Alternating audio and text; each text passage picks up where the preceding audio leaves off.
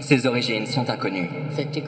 Son degré d'érosion nous fait remonter à 10 000 ans avant Jésus-Christ. Ses secrets sont restés cachés pendant des milliers d'années. Certains témoignages évoquent des passages dans ces chambres secrètes. Et il pourrait détenir la vérité sur notre propre existence. On lit « Sous moi se trouve la connaissance de notre jeunesse ». Le grand sphinx de Gizeh est sans doute l'un des monuments les plus mystérieux au monde.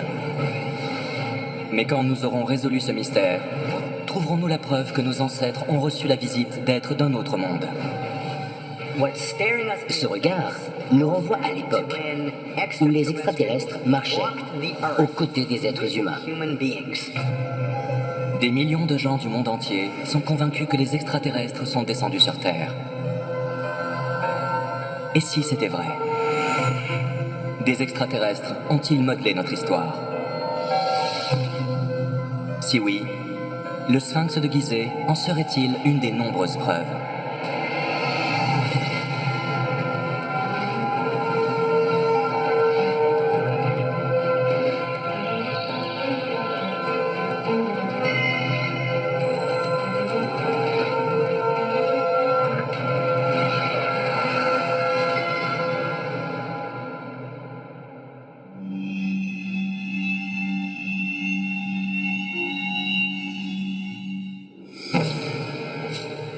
Nous sommes en Égypte, en 1925, près du Caire. Une statue représentant une tête humaine semble comme surgir du sable. Pendant des siècles, on a pensé que cette statue n'était rien de plus. C'est un égyptologue français, Émile Barrez, qui a la conviction que cette tête n'est que la partie visible d'un iceberg de pierre. Il entreprend de désensabler la statue. Après un chantier de 11 ans, il dévoile un corps immense, rappelant celui d'un lion, et dévoile au monde la splendeur de cette statue devenue légendaire. Le grand sphinx. C'est la plus grande sculpture monolithique au monde. Ça a dû être impressionnant de se retrouver face à cette structure immense en train de vous regarder, sans connaître grand-chose à l'Antiquité égyptienne.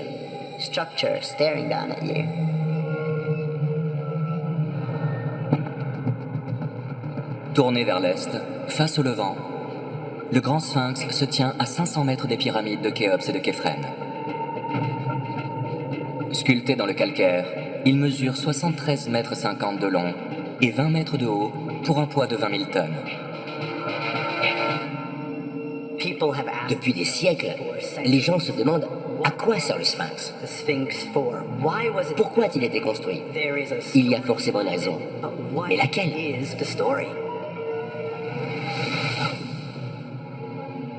Le sphinx est certainement l'un des monuments les plus étudiés au monde. Et pourtant, il a tout gardé de son mystère. On ignore qui l'a construit et pourquoi, mais la plupart des égyptologues pensent qu'il date de 2500 ans avant Jésus-Christ.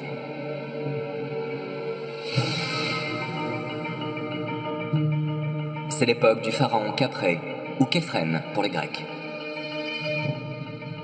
Cette datation a pu être faite à partir d'une tablette découverte entre les pattes du sphinx. Mais cette tablette, appelée la stèle du rêve, évoque également l'histoire d'un pharaon ayant régné 1000 ans plus tard, Thoutmôsis IV. Près de 1000 ans après que le sphinx a été sculpté, la stèle du rêve a été construite à la demande de Thoutmôsis IV, pour témoigner de quelque chose qu'il avait vécu.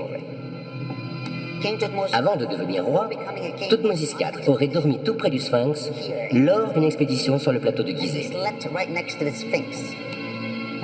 À l'époque, la statue devait être entièrement recouverte de sable. Dans son rêve, Thoutmôsis IV a vu le sphinx venir à lui. Le sphinx lui a parlé et lui a dit qu'il devait creuser le sable pour qu'il retrouve la lumière. S'il le faisait, il deviendrait pharaon. Il était fils de pharaon, mais pas héritier du trône.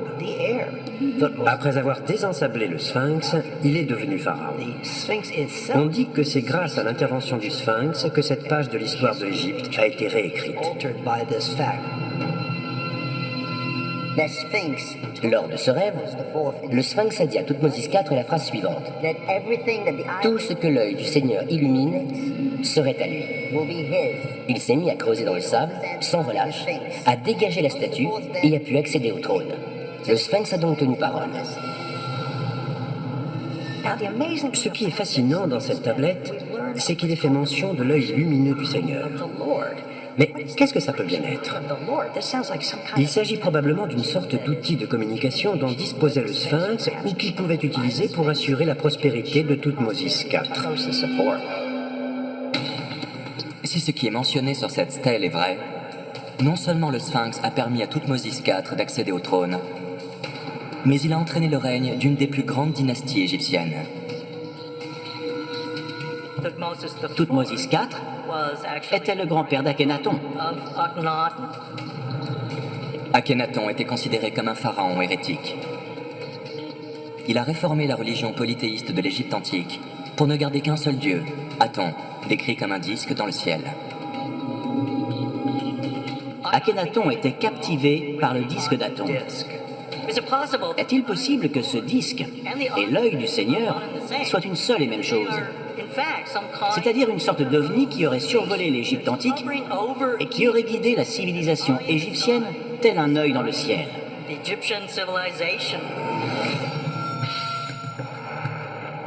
L'œil du Seigneur et Aton seraient-ils un seul et unique objet? Si oui, la civilisation égyptienne a-t-elle été guidée par des extraterrestres ayant utilisé le Sphinx comme moyen de communication? La stèle du rêve serait-elle la preuve que cette statue monolithique mystérieuse existait bien avant le pharaon Khéphren? Pour les défenseurs de la théorie des anciens astronautes, la preuve se trouve dans un passage de la stèle. Il est écrit quelque chose sur cette tablette à laquelle les égyptologues n'ont pas prêté attention. Je suis ici depuis les premiers temps. En égyptien, premier temps se dit Zep-Tipi. Ce que cette phrase signifie, c'est que le Sphinx est là depuis qu'Osiris est venu sur Terre pour créer cette civilisation. Les Égyptiens parlent d'un âge d'or, une ère ayant existé il y a quelques 12 500 ans. C'est donc quelque chose qui remonte à 8000 ans au moins, avant l'Égypte antique que nous connaissons. À cette époque, les dieux marchaient avec les hommes. Cet extraordinaire monument serait-il le vestige d'un âge d'or où humains et extraterrestres coexistaient, comme le pensent les défenseurs de la théorie des anciens astronautes? Si oui, le Sphinx aurait-il été construit des milliers d'années avant que les chercheurs conventionnels ne le pensent? Certains indices peuvent être trouvés dans les archives géologiques du plateau de Gizeh.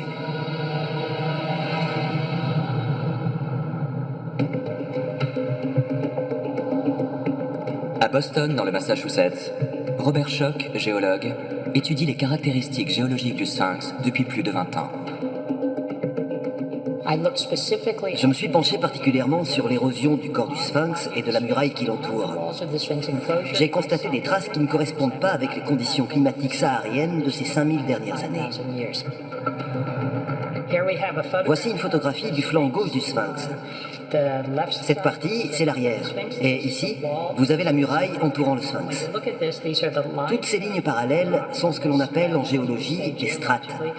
On voit très bien que certaines ont été usées en suivant une forme relativement arrondie. Cette érosion a été causée par des pluies importantes. En tant que géologue, c'est une évidence.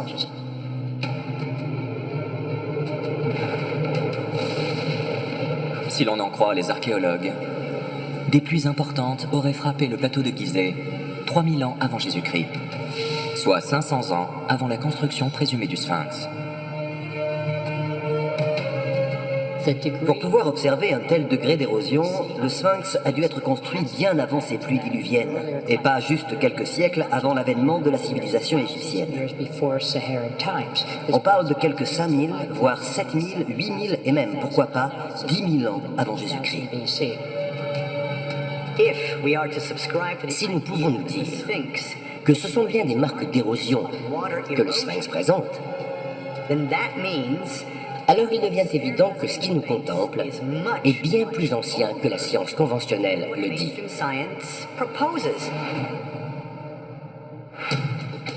Le sphinx est-il vraiment plus vieux que ne le disent nos livres d'histoire? Si oui, qui a bien pu se charger de sa construction? La réponse se trouve peut-être dans l'examen du visage du sphinx, en se demandant à quoi il pouvait ressembler avant.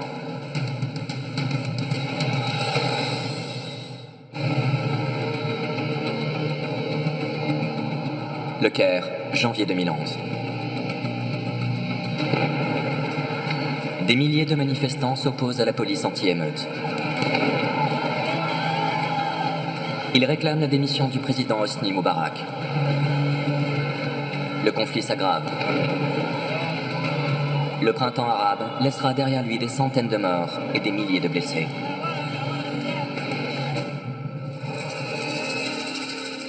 À 12 km de là, le grand sphinx reste impassible. Depuis des milliers d'années et bon nombre de conflits, ce monument n'a connu aucune dégradation majeure, si ce n'est la perte de son nez. Contrairement à ce que beaucoup de gens croient, ce n'est pas Napoléon qui a détruit ce nez lors d'un tir de canon mal dirigé. Au Moyen-Âge, un imam a dit que le sphinx représentait le gardien du monde souterrain. Il s'agirait selon lui d'une sorte de démon très dangereux. Certains pensent qu'il s'agirait d'un dieu obscur et que c'est pour cela qu'il aurait été vandalisé. Malgré des années de recherche, personne n'est encore capable de dire formellement qui est représenté sur cette immense sculpture. La plupart des chercheurs estiment que c'est Képhren, le pharaon, qui l'aurait fait construire.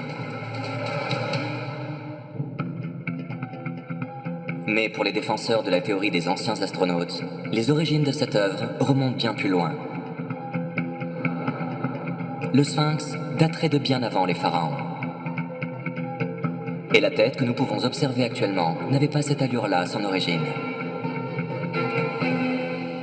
Beaucoup de gens, y compris des chercheurs, estiment que la tête est proportionnellement trop petite par rapport au corps. Et donc, elle aurait été modifiée, resculptée, bien après sa construction. Quand on y pense, c'est quelque chose de fascinant. On se demande à quoi pouvait bien ressembler le sphinx au départ. On dit qu'il aurait pu avoir la tête d'un animal, comme celle d'un lion par exemple. On peut très bien imaginer que le sphinx avait une tête de lion quand il a été construit. Et on peut même avancer que le sphinx représente la constellation du lion.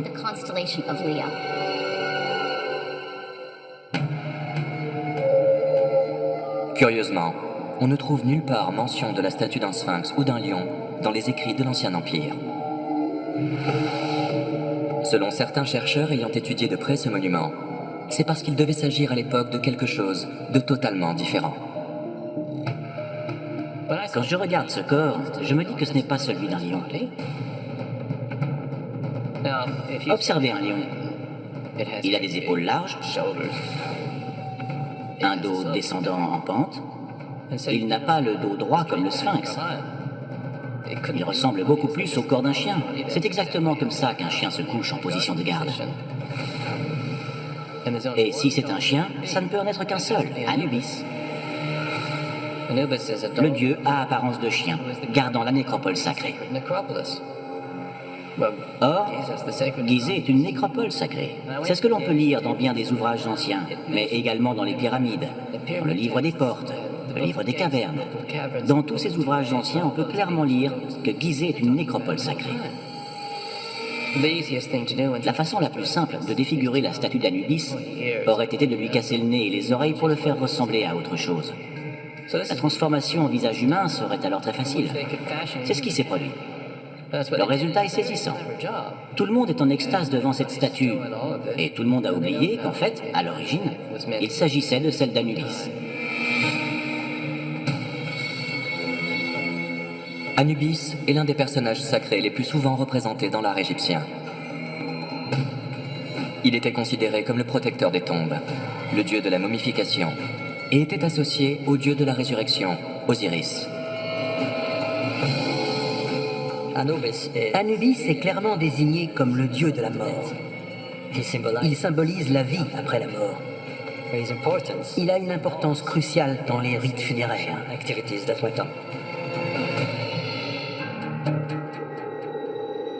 Est-il possible que le Sphinx ait représenté un visage totalement différent de celui visible aujourd'hui?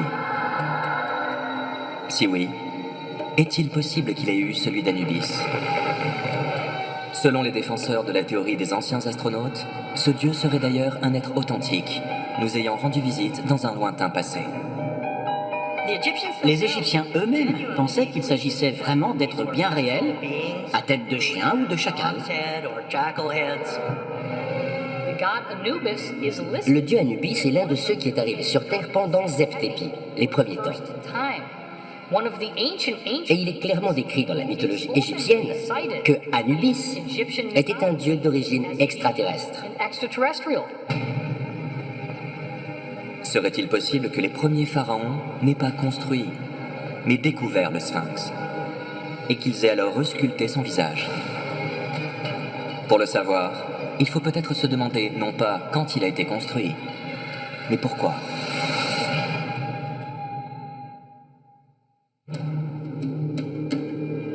La nécropole de Gizeh, composée de 3 grandes pyramides gardées par le Sphinx, est la seule des 7 merveilles du monde antique encore existantes. Le rôle de ce complexe fait encore débat chez les historiens, tout comme les connexions entre les 3 pyramides et le Sphinx. Pour moi et pour beaucoup de chercheurs, il ne fait aucun doute que la nécropole de Gizeh n'est pas qu'un amoncellement de pyramides construites au hasard et flanquées d'une banale statue. La géométrie de ce site prouve qu'il s'agit d'un ensemble réfléchi et planifié. Est-il possible que le Sphinx et les pyramides aient été conçus comme un ensemble? Selon une récente découverte archéologique, il se pourrait que ce soit le cas. À environ 600 mètres du Sphinx, dans un tunnel reliant la pyramide de Képhren au temple qui la jouxte, se trouve l'entrée de ce que l'on considère comme étant la chambre funéraire du dieu Osiris. Cette entrée a été découverte en 1934, mais n'a été explorée qu'en 1999. Peu de gens ont visité cet endroit. Depuis 1999, seuls quelques chercheurs y ont mis les pieds. Nous nous trouvons au premier palier. Il n'est pas très profond. Le puits d'Osiris se compose de 3 paliers différents menant à 3 différentes chambres. La dernière se situe à une dizaine d'étages sous le sol. On y trouve ce que beaucoup pensent être le sarcophage d'Osiris. Nous sommes à 30 mètres de profondeur. Voici la 3e chambre et le sarcophage se trouve juste en face de nous. On ne peut voir que son couvercle. Le reste du sarcophage se trouve sous l'eau et fait à peu près 3 fois la taille du couvercle. Aux 4 angles du sarcophage, on peut distinguer la base des 4 piliers qui se sont effondrés. On pouvait y lire des inscriptions en hiéroglyphes, parmi lesquelles Dieu Osiris, Dieu du monde du dessous. Si certains pensent qu'Osiris n'est qu'un être mythique et que cette tombe est symbolique, les défenseurs de la théorie des anciens astronautes pensent qu'il était bien réel et que ce sarcophage de 3 mètres démontre l'intervention d'extraterrestres dans notre passé. Le mot sarcophage signifie mangeur de chair.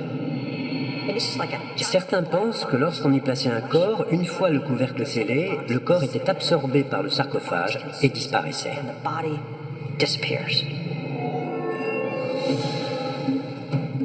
Un sarcophage, quand il ne contient pas de momie, pourrait être un objet permettant la téléportation du défunt ou même la transmutation physique du corps qui y était placé.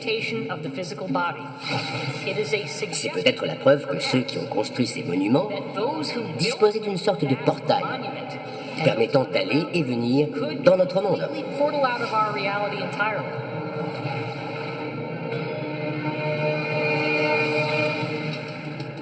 Le sarcophage du tombeau d'Osiris pourrait-il être ce qu'il reste d'une technologie très avancée? Une technologie autorisant le voyage dans des mondes parallèles. Si l'on en croit les textes des pyramides, des inscriptions gravées sur les murs des premiers tombeaux égyptiens, la nécropole servait de portail destiné à permettre aux pharaons de connaître la résurrection et l'ascension vers les cieux pour rejoindre Osiris. L'un des fondements de la mythologie égyptienne est qu'Osiris est venu des étoiles. Lors de sa résurrection, il aurait gagné les cieux et formé une figure dans le ciel, la constellation d'Orion. Les Égyptiens de cette époque décrivaient la Grande Pyramide comme étant une machine permettant la résurrection et la téléportation. Le Sphinx étant alors une sorte de portail. Les égyptologues ont toujours présumé que les pyramides étaient les tombeaux des pharaons. Mais jusque-là, aucune momie de pharaon n'a été découverte à l'intérieur des pyramides d'Égypte. Un certain nombre de chercheurs affirment que les grandes pyramides et plusieurs autres d'Égypte seraient des centrales énergétiques très sophistiquées. Il faut se demander si les pyramides n'ont pas été créées pour générer d'immenses quantités d'énergie, une énergie nécessaire pour ouvrir les portes des étoiles. C'est ça le processus de résurrection.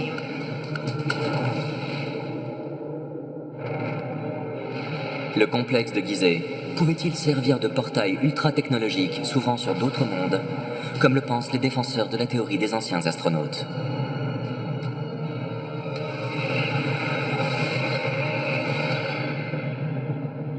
Peut-être que la disposition des constructions sur ce plateau peut constituer un précieux indice. Une analyse archéo-astronomique permet de révéler que la position des trois pyramides reproduit celle des trois étoiles de la ceinture d'Orion. Il y a deux étoiles très brillantes et une plus faible, légèrement décalée sur la gauche. Ce qui est étrange en revanche, c'est que leur position actuelle dans le ciel ne se trouve dans aucun des axes que l'on peut suivre en observant les pyramides. C'est ce qui m'a poussé à tout miser sur une hypothèse bien précise. Quelle pouvait être la position de ces étoiles au moment de la construction des pyramides? On trouve dans la pyramide de Khéops un certain nombre de puits, certains formant un axe à 45 degrés orienté vers le ciel. Robert Bauval a pu calculer la position des astres pour déterminer à quelle date les étoiles de la ceinture d'Orion se trouvaient dans cet axe précis.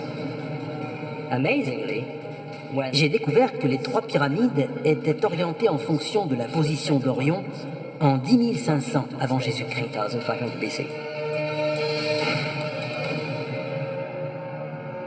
Le fait que les trois pyramides de Gizeh soient axées sur la position de la ceinture d'Orion il y a 12 500 ans peut-il être une coïncidence? Cette date a-t-elle une signification particulière dans l'histoire de la Terre? La réponse se trouve peut-être dans une chambre que les chercheurs n'ont pas encore trouvée.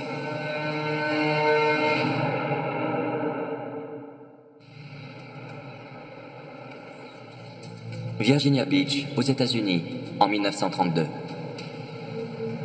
Edgar Cayce, médium et guérisseur surnommé prophète du sommeil, attire l'attention du monde entier en diagnostiquant à des centaines de kilomètres de distance des patients avec un degré fantastique de précision.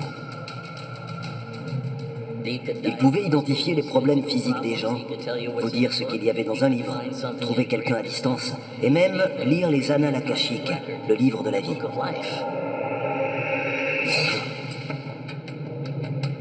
Au cours d'une de ses nombreuses transes, il a affirmé quelque chose de surprenant au sujet du Sphinx. Edgar Casey pouvait vous parler de préhistoire, de réincarnation et de ce que vous faisiez dans votre vie antérieure. Il a affirmé que son esprit avait été celui de l'un des plus grands prêtres de l'Égypte antique, un homme ayant directement participé à la construction du Sphinx. Suite à cette transe, Edgar Casey a déclaré que le Sphinx et les pyramides avaient été construits en 10 490 avant Jésus-Christ. Il y a de fortes raisons de croire que c'est la vérité. Conformément à ce que certains chercheurs avancent, il s'agirait peut-être de la bonne date.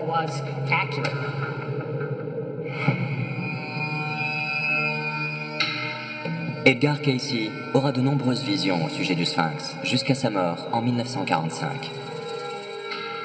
Il affirmera que ce monument est directement lié à une ancienne civilisation aujourd'hui disparue, le continent perdu de l'Atlantide. Selon Edgar Casey, l'Atlantide, telle que l'a décrit Platon, n'était pas du tout un mythe.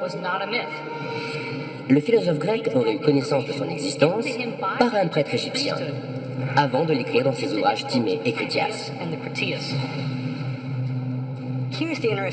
Voilà une chose intéressante. Platon décrit l'Atlantide exactement comme on le faisait dans l'Égypte antique. Il emploie le terme d'âge d'or.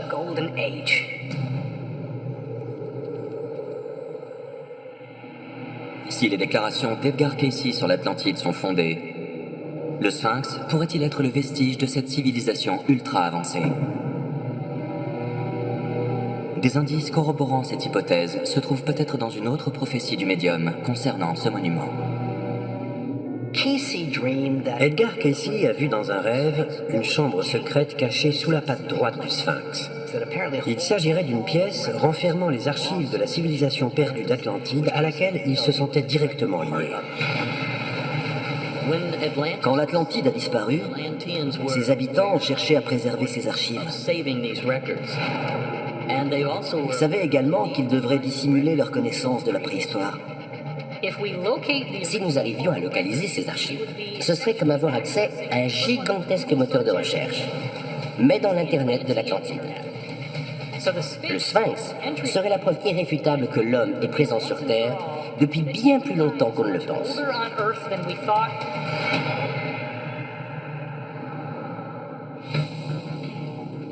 Plateau de Gizeh, 1978.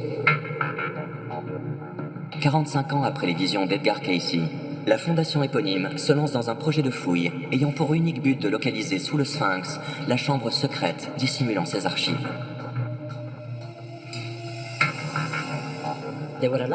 Contre toute attente, les autorités locales leur ont permis de percer des trous afin de chercher cette chambre.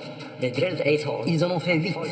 Hélas, ils n'ont rien trouvé de probant. Ils ont été arrêtés à la toute dernière minute par l'armée égyptienne, ce qui prouve qu'ils étaient proches de quelque chose.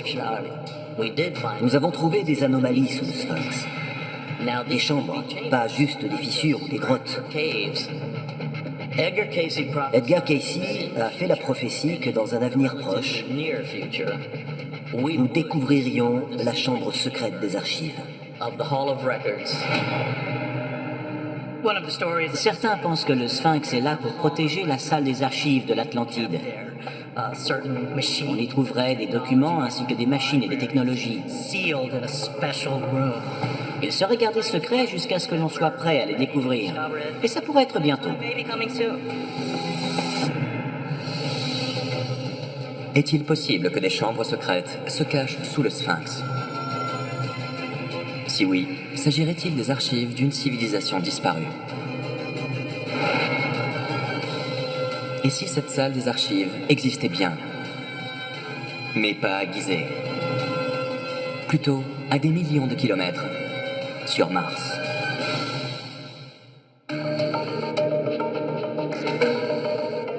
Pasadena, en Californie, le 4 juillet 1997.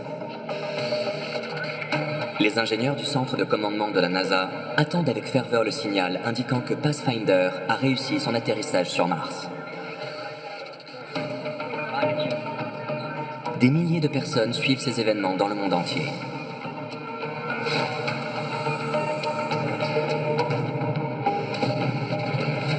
Pathfinder est posé. Atterrissage réussi.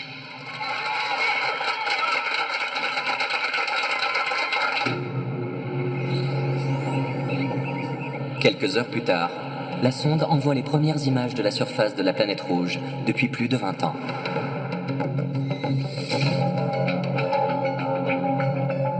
Au cours de sa mission de 3 mois, Pathfinder transmet 2,3 millions d'octets d'informations, dont 17 000 clichés.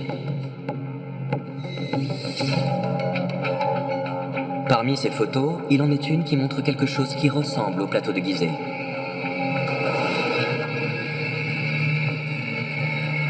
On y voit notamment une sorte de sphinx.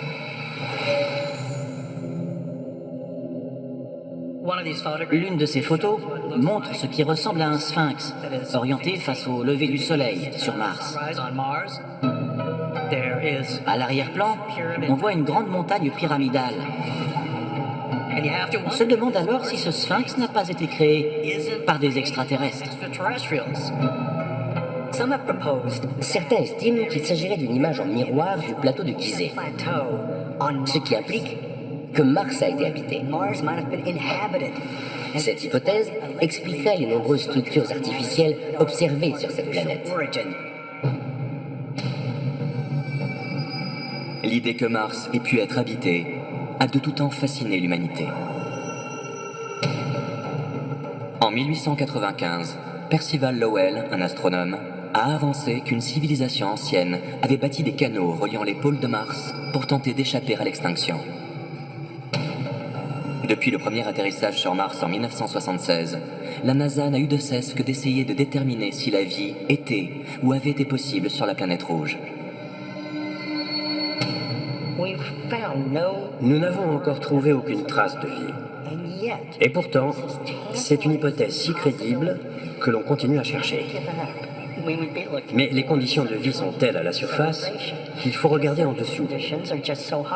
On pourrait très bien trouver sous le sol martien tout un écosystème caché dans des cavités. Je pense que si nous devions trouver une civilisation sur Mars, elle serait souterraine. Dès lors, il faut se demander si le sphinx martien n'est pas une sorte de garde, veillant sur l'entrée de ces sous-sols, comme le sphinx de Gizeh le ferait lui aussi sur notre planète.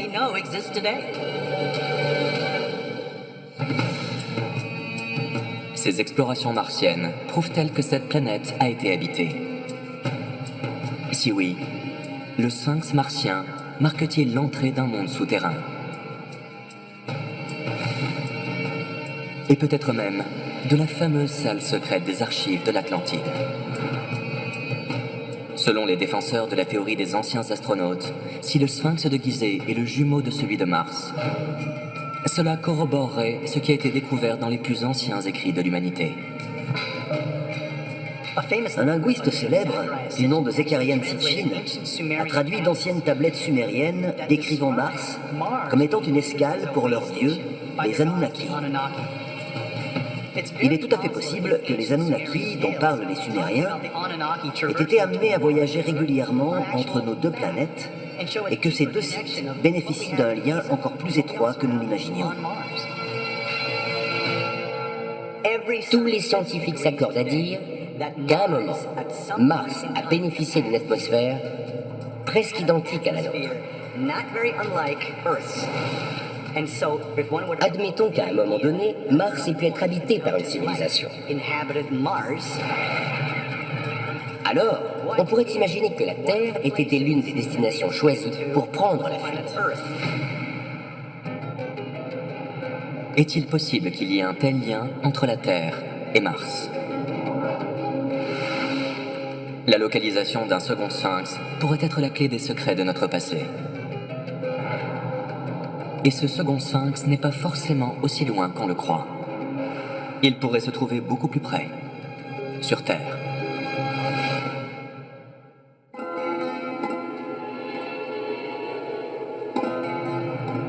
Plateau de Gizeh, de nos jours.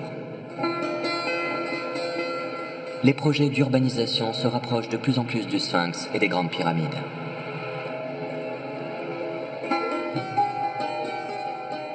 Certains estiment que si ces chantiers progressent encore, il pourrait mettre en péril des trésors archéologiques encore non découverts dans le complexe.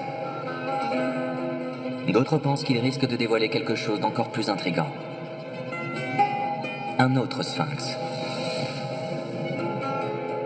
Tout dans l'Égypte antique est axé autour de la symétrie. Tout fonctionne par paire. Les statues les plus colossales sont toujours au moins deux. Il y a de la symétrie partout. Tout va par deux. Mais nous n'avons trouvé qu'un seul sphinx. Pour beaucoup de chercheurs, il en existe un autre. Nous avons toutes les raisons de croire qu'il peut y avoir un autre sphinx. Quand on observe cette stèle, placée entre les pattes du sphinx, on voit qu'il en existe bien deux, et pas un seul et unique. Pendant de très très longues périodes, le sphinx était totalement enseveli. Il était impossible de le voir sans creuser le sable. Il est donc probable qu'il existe encore d'autres structures ensevelies quelque part sur le plateau de Gizeh. Et pourquoi pas un autre sphinx? Si beaucoup de chercheurs s'accordent à penser qu'il existe un autre sphinx, le doute subsiste quant à son emplacement précis.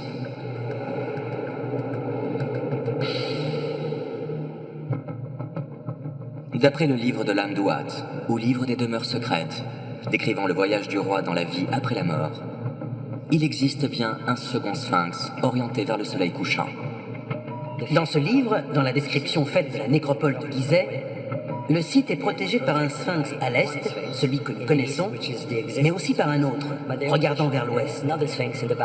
Est-ce qu'il existe encore? C'est tout à fait possible. Il existe un certain nombre de monticules qui n'ont pas encore été fouillés sur le flanc ouest. Ils pourraient cacher les vestiges d'un sphinx. Il est peu probable qu'il soit encore entier. Il n'est pas impossible qu'il ne reste que ses fondations, rien de plus. Ce sphinx non existant est au moins aussi intéressant que celui que l'on peut admirer. Cet endroit dispose-t-il d'une énergie spéciale? Y a-t-il une raison pour que la vie, le destin ou les dieux les fait disparaître? Existe-t-il vraiment un autre sphinx caché quelque part sur le plateau de Gizeh? Si oui, comment expliquer qu'il n'ait pas été découvert depuis des millénaires? Nous savons qu'un tiers des structures de Gizeh se trouve encore sous le sol du plateau. C'est ce qui est fantastique quand on fait des fouilles en Égypte. On sait très bien que l'on peut à tout moment tomber sur des preuves formelles indiquant que nous étions là avant la civilisation antique.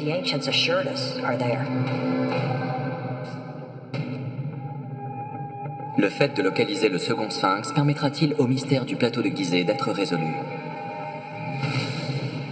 Si oui, quelles seraient les conséquences de voir de telles informations révélées?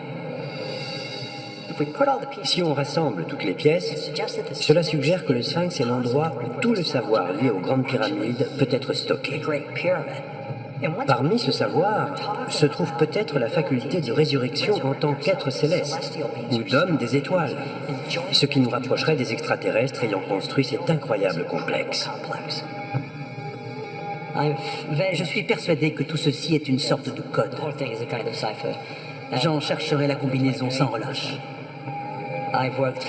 J'ai travaillé pendant 25 ans au déchiffrage de ce code par l'astronomie et l'étude de textes anciens, dont cette phrase « Sous moi se trouve la connaissance de notre Genèse ». Que se passera-t-il si nous découvrons la vérité et qu'elle ne correspond pas à ce que nous attendons d'elle? Et si le sphinx était la preuve ultime de la visite d'extraterrestres sur Terre il y a bien longtemps? Et si les indices que cache cette immense statue monolithique ne concernaient pas que la vérité sur notre histoire, mais nous dévoilaient une façon de reprendre contact avec nos ancêtres?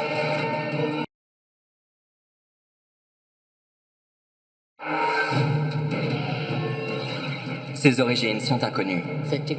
Son degré d'érosion nous fait remonter à 10 000 ans avant Jésus-Christ. Ses secrets sont restés cachés pendant des milliers d'années. Certains témoignages évoquent des passages dans ces chambres secrètes. Et il pourrait détenir la vérité sur notre propre existence.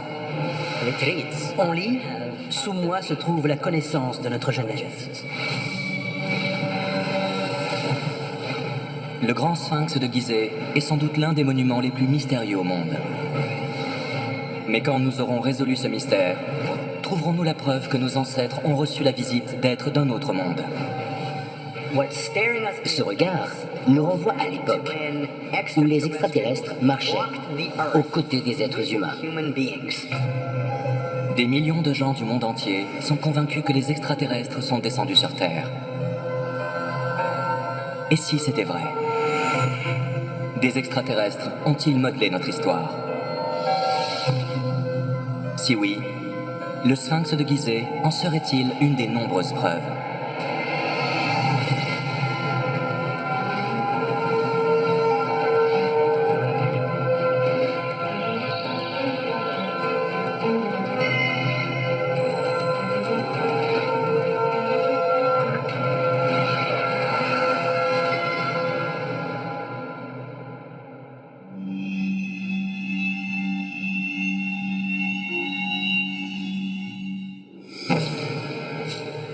Nous sommes en Égypte, en 1925, près du Caire.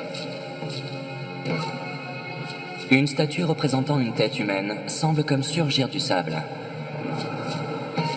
Pendant des siècles, on a pensé que cette statue n'était rien de plus.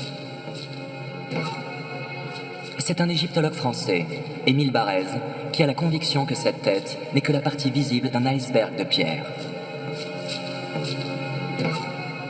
Il entreprend de désensabler la statue. Après un chantier de 11 ans, il dévoile un corps immense, rappelant celui d'un lion, et dévoile au monde la splendeur de cette statue devenue légendaire. Le grand sphinx.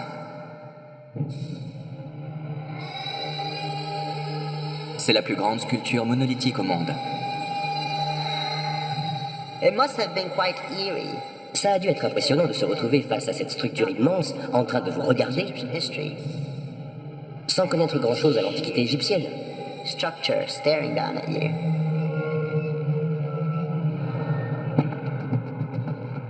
Tourné vers l'est, face au levant, le grand sphinx se tient à 500 mètres des pyramides de Khéops et de Képhren. Sculpté dans le calcaire, il mesure 73,50 mètres de long et 20 mètres de haut pour un poids de 20 000 tonnes. Depuis des siècles, les gens se demandent à quoi sert le sphinx. Pourquoi a-t-il été construit? Il y a forcément une raison. Mais laquelle?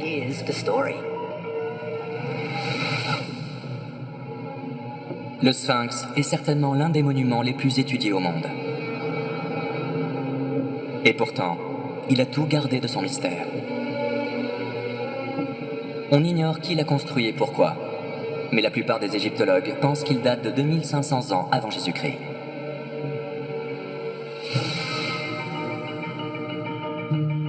C'est l'époque du pharaon Khéops ou Képhren pour les Grecs. Cette datation a pu être faite à partir d'une tablette découverte entre les pattes du sphinx. Mais cette tablette, appelée la stèle du rêve, évoque également l'histoire d'un pharaon ayant régné 1000 ans plus tard, Thoutmôsis IV. Près de 1000 ans après que le sphinx a été sculpté, la stèle du rêve a été construite à la demande de Thoutmôsis IV, pour témoigner de quelque chose qu'il avait vécu. Avant de devenir roi, Thoutmôsis IV aurait dormi tout près du sphinx lors d'une expédition sur le plateau de Gizeh. À l'époque, la statue devait être entièrement recouverte de sable. Dans son rêve, Thoutmôsis IV a vu le sphinx venir à lui. Le sphinx lui a parlé et lui a dit qu'il devait creuser le sable pour qu'il retrouve la lumière. S'il le faisait, il deviendrait pharaon.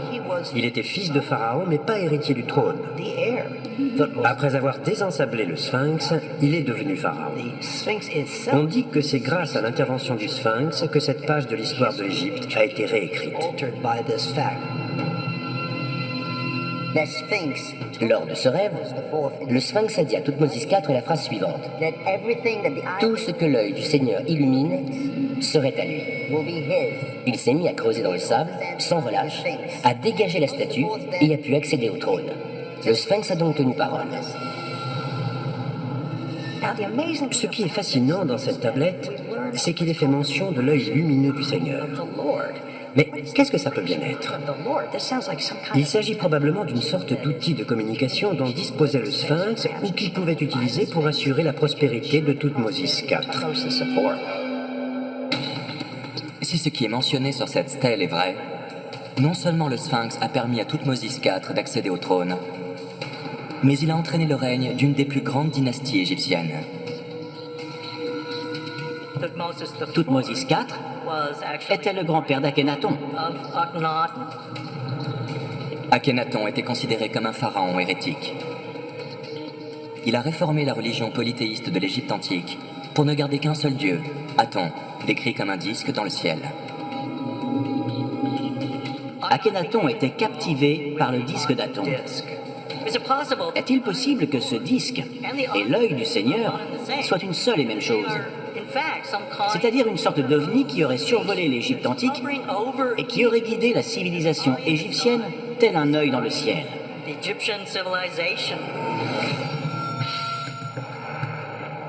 L'œil du Seigneur et Aton seraient-ils un seul et unique objet? Si oui, la civilisation égyptienne a-t-elle été guidée par des extraterrestres ayant utilisé le Sphinx comme moyen de communication? La stèle du rêve serait-elle la preuve que cette statue monolithique mystérieuse existait bien avant le pharaon Khéphren? Pour les défenseurs de la théorie des anciens astronautes, la preuve se trouve dans un passage de la stèle. Il est écrit quelque chose sur cette tablette à laquelle les égyptologues n'ont pas prêté attention. Je suis ici depuis les premiers temps. En égyptien, premier temps se dit Zep Tipi. Ce que cette phrase signifie, c'est que le Sphinx est là depuis qu'Osiris est venu sur Terre pour créer cette civilisation. Les Égyptiens parlent d'un âge d'or, une ère ayant existé il y a quelques 12 500 ans.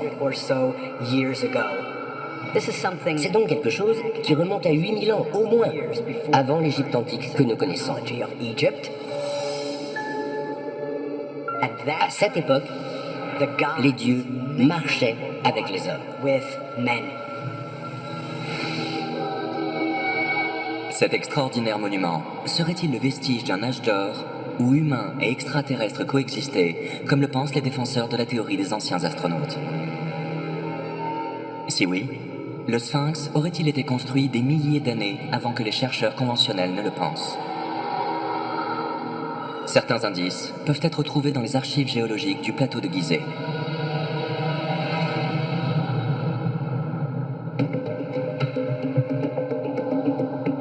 À Boston, dans le Massachusetts, Robert Schoch, géologue, étudie les caractéristiques géologiques du Sphinx depuis plus de 20 ans. Je me suis penché particulièrement sur l'érosion du corps du Sphinx et de la muraille qui l'entoure. J'ai constaté des traces qui ne correspondent pas avec les conditions climatiques sahariennes de ces 5000 dernières années. Voici une photographie du flanc gauche du Sphinx. Cette partie, c'est l'arrière. Et ici, vous avez la muraille entourant le Sphinx. Toutes ces lignes parallèles sont ce que l'on appelle en géologie des strates. On voit très bien que certaines ont été usées en suivant une forme relativement arrondie. Cette érosion a été causée par des pluies importantes. En tant que géologue, c'est une évidence.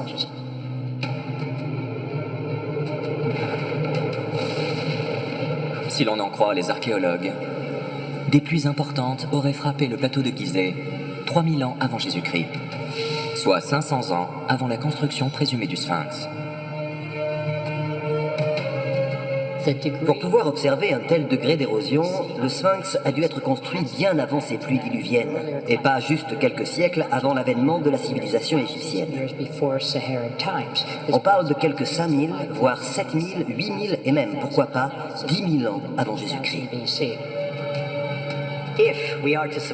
Si nous pouvons nous dire que ce sont bien des marques d'érosion que le Sphinx présente,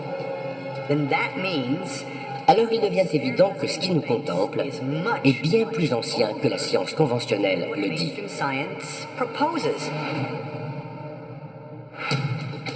Le Sphinx est-il vraiment plus vieux que ne le disent nos livres d'histoire?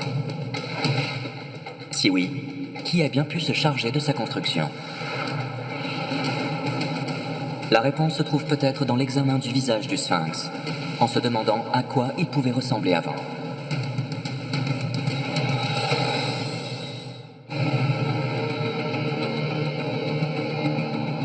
Le Caire, janvier 2011. Des milliers de manifestants s'opposent à la police anti-émeute. Ils réclament la démission du président Hosni Moubarak. Le conflit s'aggrave. Le printemps arabe laissera derrière lui des centaines de morts et des milliers de blessés.